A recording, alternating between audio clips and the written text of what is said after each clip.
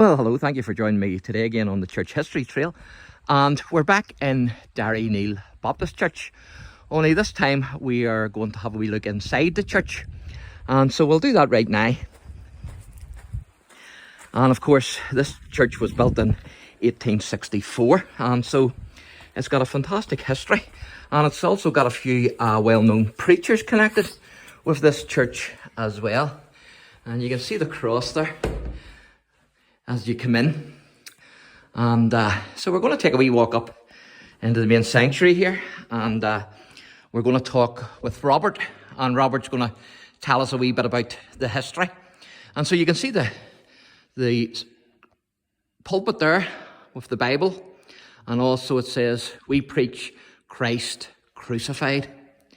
And so we're going to do have a wee chat here with Robert, because Robert is very knowledgeable about this wee church. Hello, Robert. Thanks for talking to me. So can you tell us then a wee bit about this church? Who was it that actually built this church? The church was built in 1864, which obviously would have made it a revival church. Revival was 1859, so it was actually opened in 1864, so it wasn't just built overnight either. It was built by local people. And it had a connection with the English Baptist as well back in those days. We're not sure, but we found out a lot of things about those early days. And we know that the first pastor here, James McCrory, pastored here, and we're not sure when he left, but probably it was in the early 1880s or thereabouts. He left here to go to the Coleraine Church, and he left the Coleraine Church then and finished his ministry over in America in the city of Pittsburgh. But James McCrory was a very able servant of God.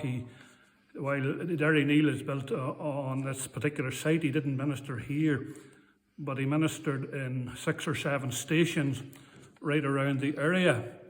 And this church, of course, would be associated with the McElroy's, where the Free Presbyterian now church is built.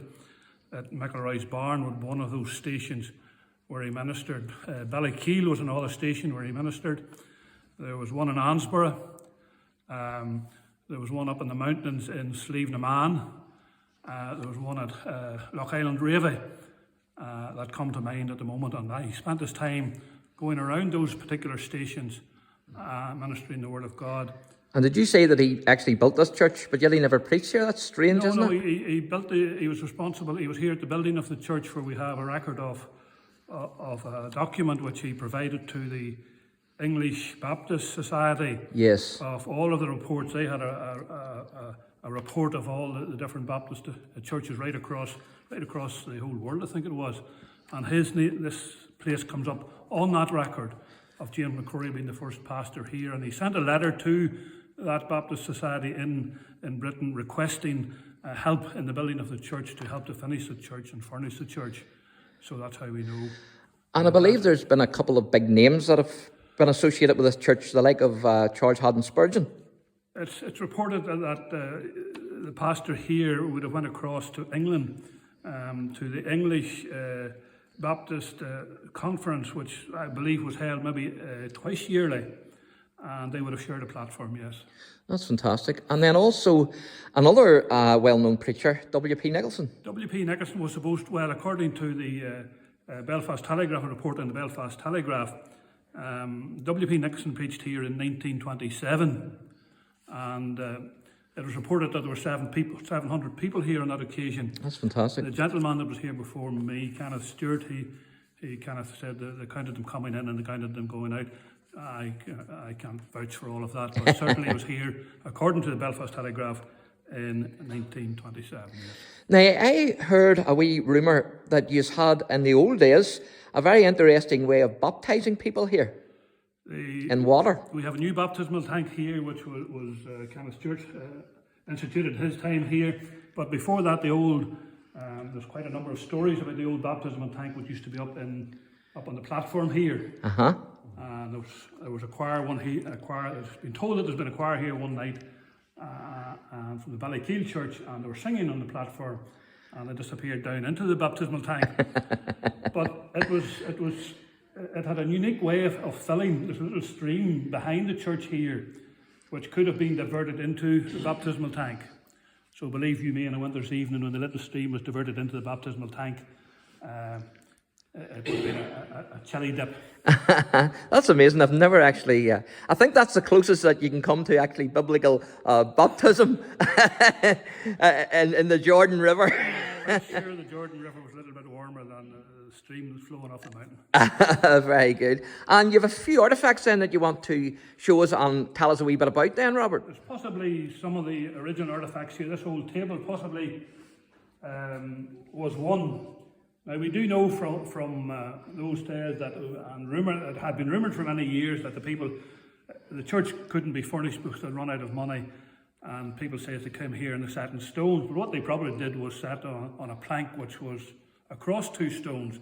And yes, that has been found to be true because of that letter which was written to the English Baptists. They were to supply £100 for the furnishing of the church, which I don't think ever came.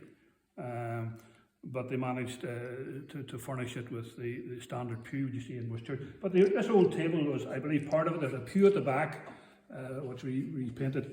I believe it maybe was part of the original.